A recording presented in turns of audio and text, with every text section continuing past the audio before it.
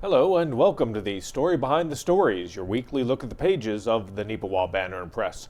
Thank you very much for taking a little bit of your time and spending it here with us on NAC I'm Eoin Devereux with the Banner Press, welcoming you to the show, joined this week by reporter Casper Wehrhahn. Casper, good to have you here this week. And good to be here. Good to be back in the office, just in general. Of course, I was away for a couple of weeks there, partially for vacation, partially for other stuff, which thankfully is all sorted out now. And now I'm here and raring to go. Oh, yeah. And this week's edition of the Banner Press is a whole heap and heck of a lot of other stuff. I'm going to shoot straight with you on this one. This one's not for the best of, this is not a collector's item. This one, we dealt with so many different things behind the scenes. Again, as Casper was away on vacation, because, we all deserve a little bit of vacation every once in a while. But there were other extenuating circumstances. There were a few people that were out sick.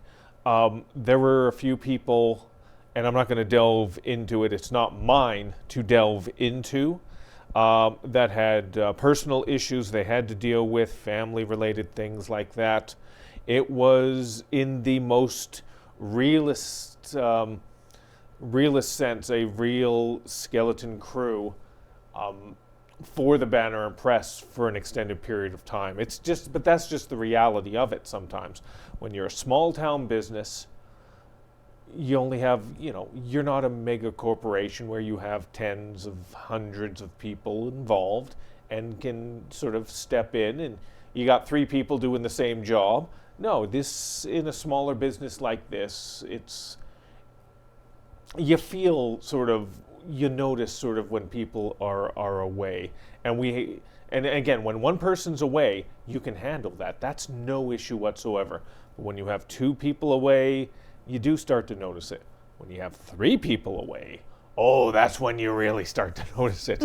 But the amazing thing is, and again, Casper, this was the amazing thing that I found remarkable. Wednesday is usually our, for you that don't know, Wednesday is our, when we put the final pieces together in the paper and we get it sent off to Killarney, which does our printing for us, usually at around 2 o'clock. So Wednesdays, I was just, Understandably so. Yep. The thing is, though, and this is the remarkable thing, is for the last 3 weeks, the paper always went on time, if not earlier. Like, I don't know how the heck it happened. Quite honestly, this is not a humble brag type of thing, because I got no clue how it got done. I just, it just somehow, everything worked out when it needed to work out. It was crazy.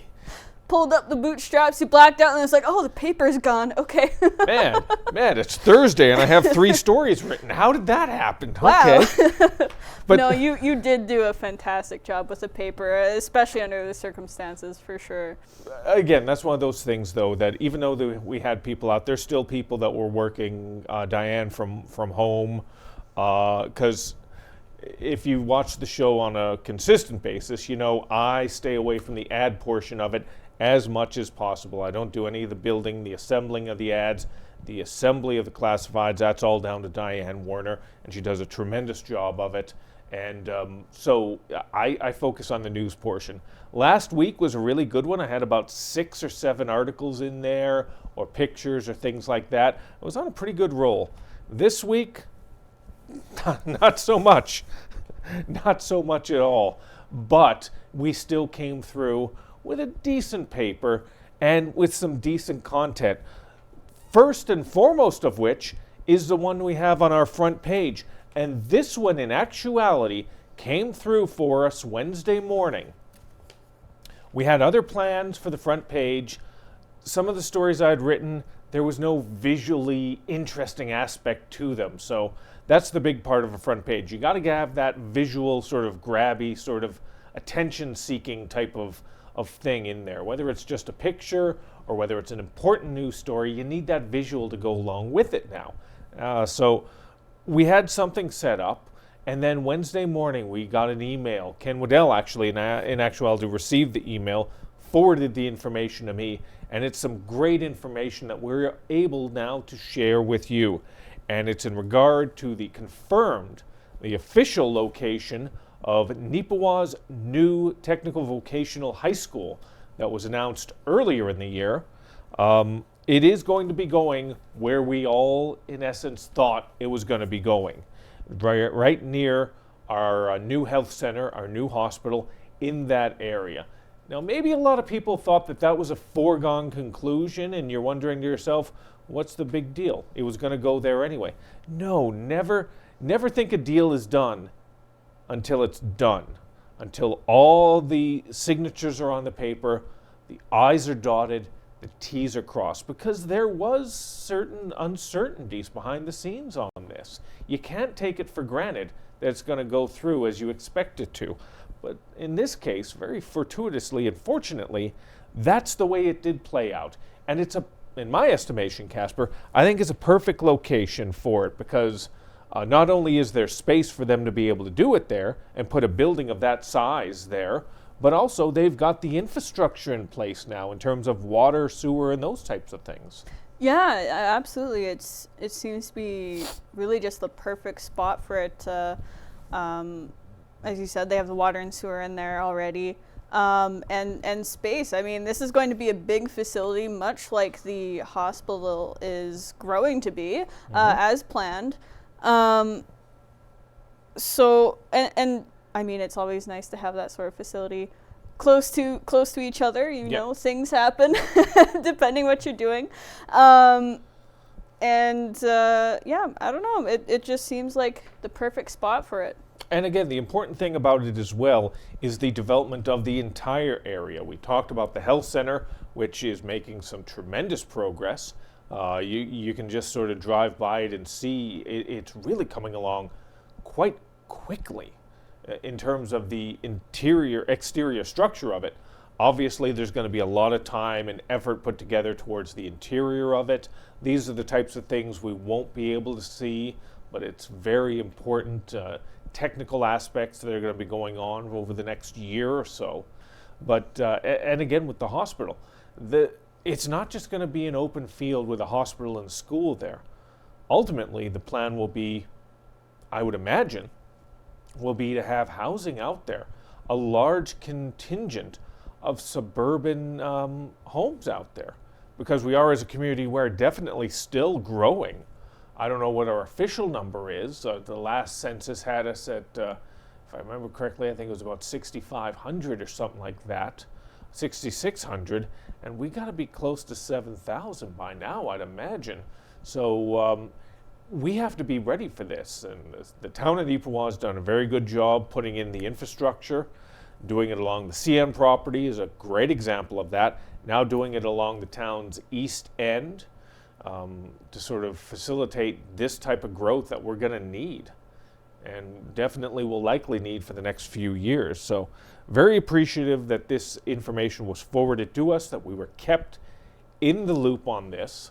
Obviously, the most important individuals on the inner circle of the Beautiful Plains School Division and leadership throughout the division and throughout the schools were notified of this first and foremost, as they should be. But we appreciate this information being shared with us to allow us to be able to share it with you. And again, you can find out some of the basic information. You can find it on page 1 of this week's edition of the Banner and the Press. All right, let's shift into the inside. This initially was going to end up being our front page, because like I said, you want an interesting visual component to be the first thing that people see when they pick up your paper. And this was the former RCMP building. Now it's going to be a training facility for the ACC Practical Nurses program that will be starting up here in Neepawa in January, that 2-year program. In terms of the building and the town of Neepawa's commitment to that, that's done now. It's on time and pretty much on budget. You know, when I say pretty much on budget, the only reason it might be a little over its initial budget is because of the inflationary costs that we've all had to deal with over the last year in Canada. But other than that, they were able to get everything done. The expansion of the building itself, I believe another additional 700 square feet was added to it. The renovation of the interior of the building is all looked after. It really looks quite remarkable. I don't have anything myself, Casper, to go off of. I've never been inside the RCMP building back when it was an RCMP building. Never had to be in there, thank goodness. But from everything that people have been telling me about it, it feels like a completely different space. And I don't know, we weren't able to use all the pictures. Did you get a chance to see some of the other pictures of it? A few, yeah, and it really does look like a whole new space. I mean, just looking at the outside of the building, you can tell that it's a whole new look. Pretty much looks like it was built brand new. Yeah. But yeah, the interior, I haven't seen much of it myself from when it was an RCMP building either. But I do remember I stopped in there one time. I think it was for something in regards to Mark Morehouse. I think his retirement. So I was in the lobby there, the little lobby, and even just seeing that small portion of it and then looking at the photos now is such a remarkable change. So it was pretty interesting looking at all the photos that Eoin took of the interior there and the exterior, and just seeing how different it is now and how much space there seems to be now too. Yeah. So it's pretty fascinating. I'm really eager to see how things are going to progress as the program gets moved in and starts getting going. And that's actually the responsibility now of Assiniboine Community College in terms of moving all the furniture and all their equipment in there. So they've got the two main rooms. One is going to be the classroom proper, and the other one is going to be essentially a mock-up of a hospital with up to, if I think I remember correctly, up to 8 different hospital beds that would be in there. So you can have the students going to the actual health center, health facility, taking up the space and doing this training. Not in a smaller community such as Neepawa. You just don't have the means to be able to do something like that. So they mock it up in the actual building itself, and it is exactly like the real world circumstances they will deal with once they get into a health center, be it Neepawa's new health center or whether it's somewhere else in Manitoba. So it's going to be interesting once they get that stuff in there and to see how it all fills out. But in terms of Neepawa's commitment, they had to give a certain amount of commitment for this program to become a reality. It's a partnership between the town of Neepawa, the province of Manitoba. They put in a large contingent of money to make this happen, and Assiniboine Community College. So Neepawa's commitment and what they had to do from a financial cost and from a technical cost, getting something put aside and put together for ACC, that for the most part is completely filled right now. And as we said, on time and as on budget as any of us can be in 2023. You can find that story. It had to get moved over from page 1. We had to put it over to page 5. I remember as I was in there with the administration and the council and mayor for the town of Neepawa there, I was saying, oh yeah, this is going to be on the front page because, I'll be honest with you, we got nothing else for the front page. And then the next morning I come into the office and Ken Waddell says to me, oh yeah, we've got this now. It's like, oh, okay. All right, I guess the school division has made me a liar. My bad. Yeah, that little switch up made it a little bit exciting for my first day back in the office. Yeah. But again, we love to be able to share both these stories at the same time. So you can check that out. It is on page 5 of this week's paper.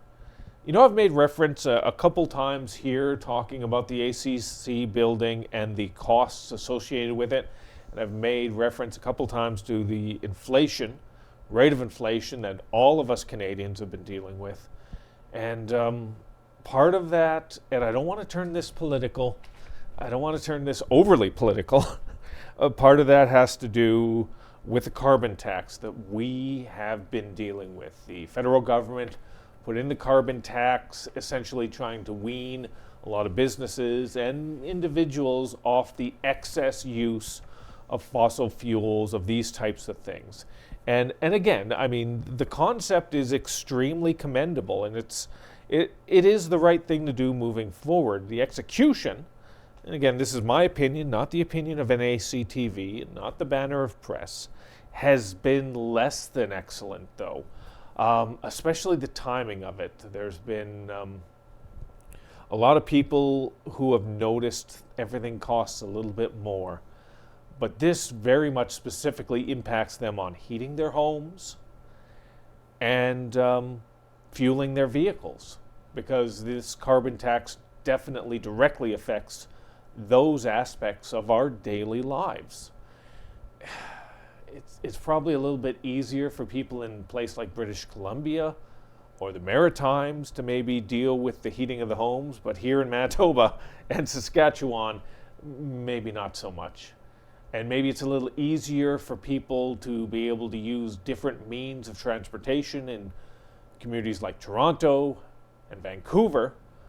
But in a rural community such as Neepawa, you are dependent on your vehicle to get anywhere, really. I can walk to work. That's easy enough. And there have been times in the past I have walked to work. But sometimes I got to go to Brandon. Sometimes I got to go to Winnipeg. Sometimes I've got to go from one side of the town of Neepawa to the exact other side of the town of Neepawa to cover an event. And as much as it'd be nice to be able to walk it, and again, this town is a great walking community. It doesn't take that long to get anywhere. I'm not sure I want to do it in the middle of January when it's minus 35. So I got to admit, I still use my vehicle. So when I fuel up my vehicle, I definitely notice the difference because of the carbon tax.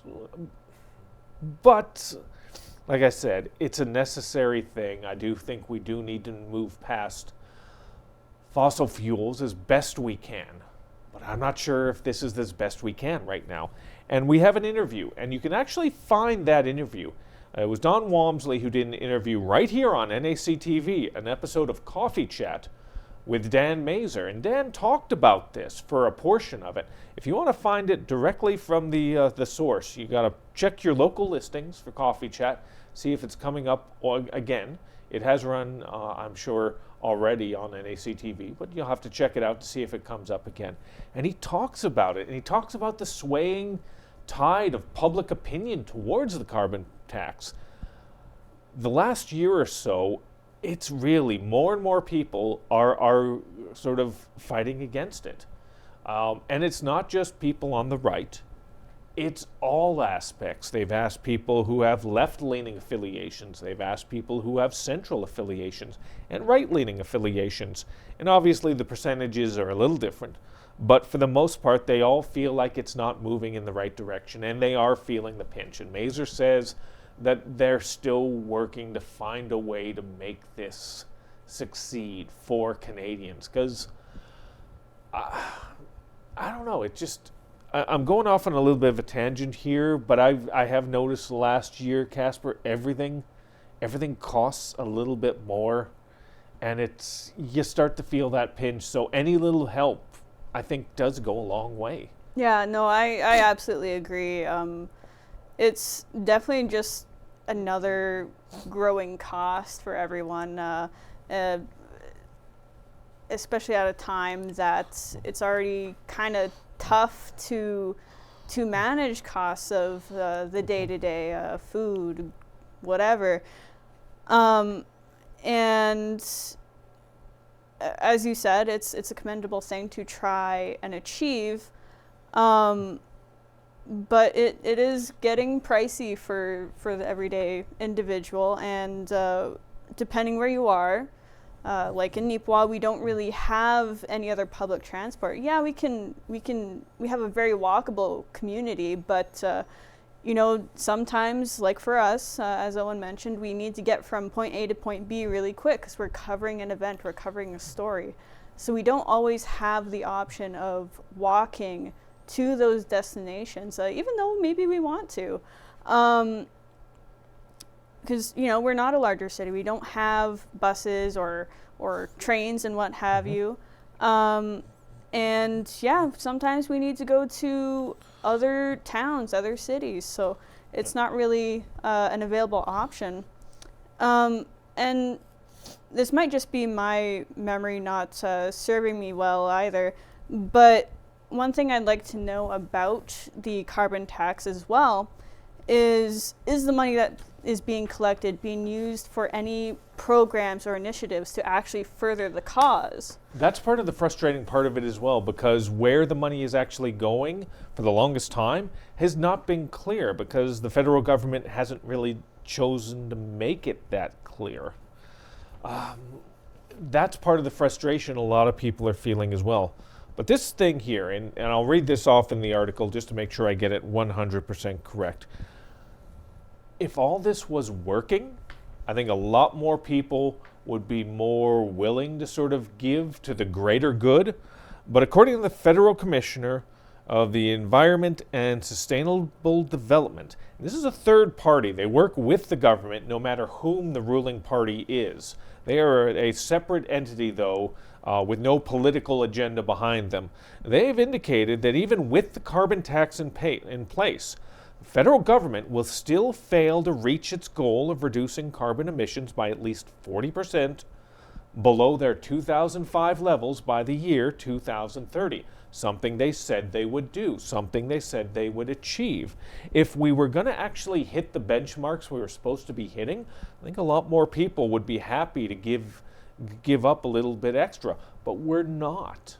So Mazur talks about that, and he goes much more in depth than a simple farm boy like me can sort of talk to you about. So definitely check your local listings for that edition of Coffee Chat if it is running again.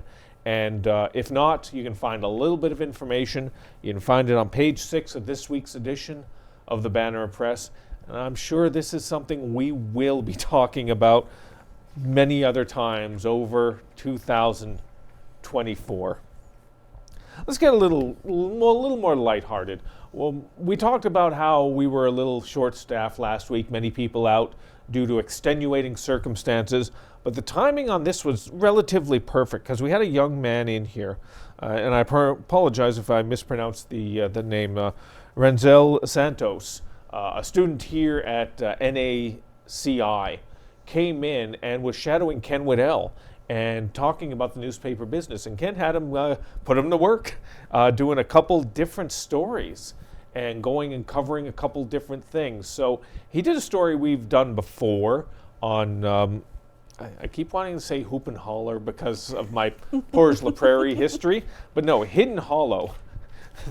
He did a story on that. In essence, it's kind of a follow-up. It's touching on some things we've already talked about in previous editions, but he had him do a story on that. He also did a story on Landon Cameron and a hockey program that he's putting forward on the ice here at the Yellowhead. And both of those you can find in this week's edition of the paper. So again, Renzel, timing-wise, this was perfect. For him to come in and to be able to take some of the weight off the shoulder. So very appreciative of that. And it's great to see a younger generation taking an interest in something like this. And I'm not even just talking about newspapers. I'm talking about journalism. I'm talking about media.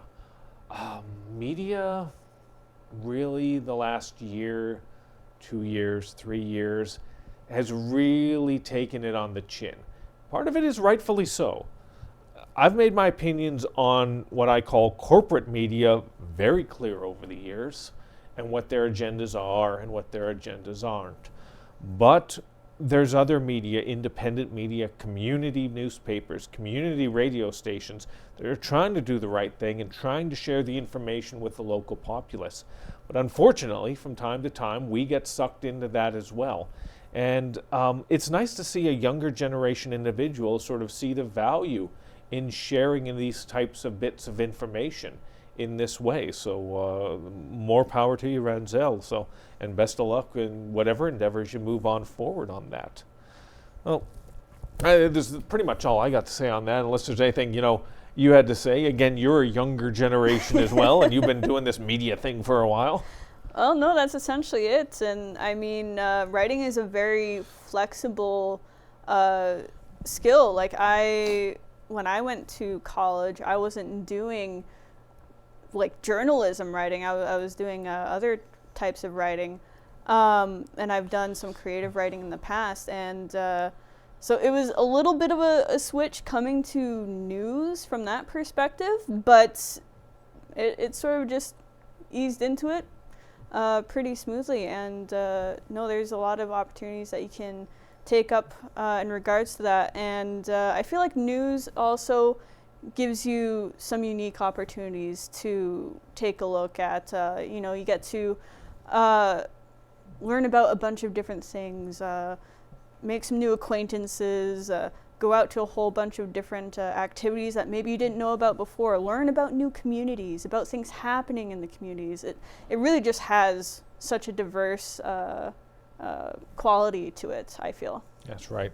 And in regards to Ranzel, again, you can find his articles on page 2 of this week's paper and on page, I want to say 16. Yeah, if I remember correctly off the top of my head, page 16 of this week's edition of the paper. Just a few minutes left right now, so we're going to do a real rapid fire through a couple different things. This is our final edition of the Farmer's Advocate in this week's edition of the Banner Press.